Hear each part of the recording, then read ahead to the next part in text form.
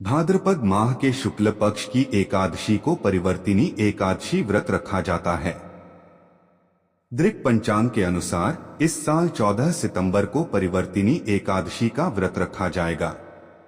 इसे पद्मा एकादशी भी कहा जाता है। इस दिन विष्णु जी के वामन स्वरूप की पूजा होती है। मान्यता है कि इससे साधक को मोक्ष की प्राप्ति होती है। कहा जाता है परिवर्तिनी एकादशी के दिन श्रीहरि की पूजा आराधना के साथ परिवर्तिनी एकादशी की व्रत कथा भी सुनी जाती है। एकादशी की व्रत कथा। पौराणिक कथाओं के अनुसार एक बार युधिष्ठिर ने भाद्रपद माह के शुक्ल पक्ष की एकादशी की का नाम, देवता और पूजा विधि के बारे में पूछा। तब कृष्ण जी ने युधिष्ठिर को एक कथा सुनाई जिसे ब्रह्मा जी ने महात्मा नारद को कहा था। नारद ने ब्रह्मा जी से पूछा, विष्णु जी की आराधना के लिए मैं आपसे जानना चाहता हूं कि भाद्रपद माह के शुक्ल पक्ष की एकादशी कौन सी होती है। ब्रह्मा जी ने कहा, आपने मुझे उत्तम प्रश्न किया है। भादो माह के शुक्ल पक्ष की एकादशी को पद्मा के नाम से जाना जाता है। उस दिन भगवान ऋषिकेश की पूजा की जाती है।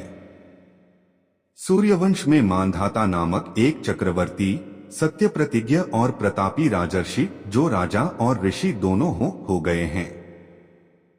उनके राज्य में अकाल नहीं पड़ता था, प्रजा को मानसिक चिंताएं नहीं सताती थीं और व्याधियों का प्रकोप भी नहीं होता था।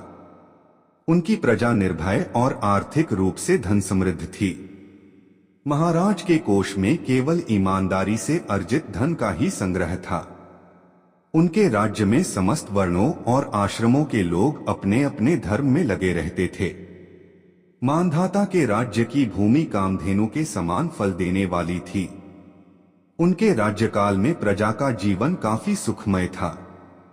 एक बार किसी कर्म के फलभोग के कारण राजा के राज्य में 3 वर्षों तक बारिश नहीं हुई, जिससे भूख से पीड़ित प्रजा नष्ट होने लगी। प्रजा महाराज के पास आकर कहने लगी कि आपको प्रजा की बात सुननी चाहिए। जल भगवान का निवास स्थान है, इसलिए वे नारायण कहलाते हैं। नारायण स्वरूप भगवान विष्णु सर्वव्यापी है। वे ही मेघ स्वरूप होकर वर्षा करते हैं और वर्षा से अन्न पैदा होता है और अन्न से प्रजा जीवित रहती है। महाराज, इस समय अन्न के बिना प्रजा का नाश हो रहा है, आथ कोई उपाय कीजिए। राजा ने कहा कि आपने सही कहा है, अन्न को ब्रह्मा कहा गया है। अन्न से ही प्राणी जीवित रहता है। पुराण में भी विस्तृत रूप से वर्णन किया गया है कि राजाओं के अत्याचार से प्रजा को पीड़ा होती है, लेकिन जब मैं विचार करता हूं तो मुझे इसमें मेरे कोई अपराध नहीं नजर आते हैं। फिर भी प्रजा के हित में पूरा प्रयास करूंगा। ऐसा निश्चय करके राजा मंधाता कुछ व्यक्ति को साथ लेकर भगवान को प्रणाम करने वनों की ओर चल पड़े। वहां मुनियों और तपस्वियों से मिले। एक दिन उन्हें ब्रह्मपुत्र अंगिरा के दर्शन हुए। उनको देखते ही राजा ने दोनों हाथ जोड़कर मुनि के चरणों में प्रणाम किया।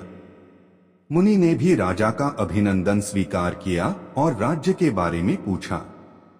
राजाना ने प्रजा का हाल बताकर मुनि के स्वास्थ्य के बारे में पूछा। मुनि ने राजा को आसन और अर्घ्य दिया। मुनि ने राजा के आने का कारण पूछा तो राजा ने बताया कि मेरे राज्य में सब कुछ अच्छा चल रहा था, लेकिन किसी कारणों से वर्षा का अभाव हो गया है। इसकी वजह मुझे नहीं पता है। ऋषि अंगिरा बोले, सत्ययुग सबसे उत्तम युग है।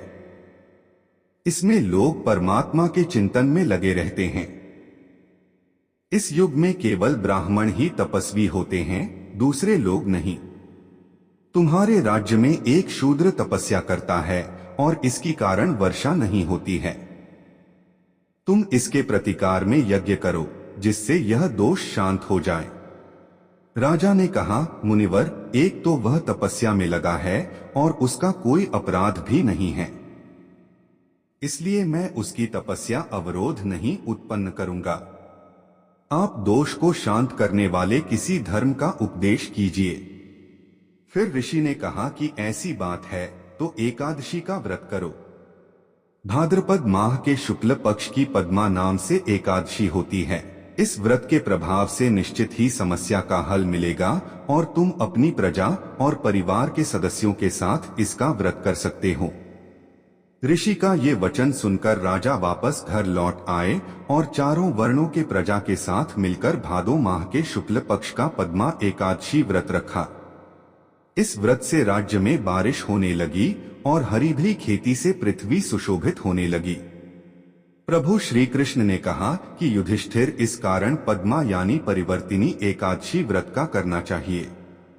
इस व्रत कथा को पढ़ने और सुनने से व्यक्ति के सभी पापों का नाश होता है।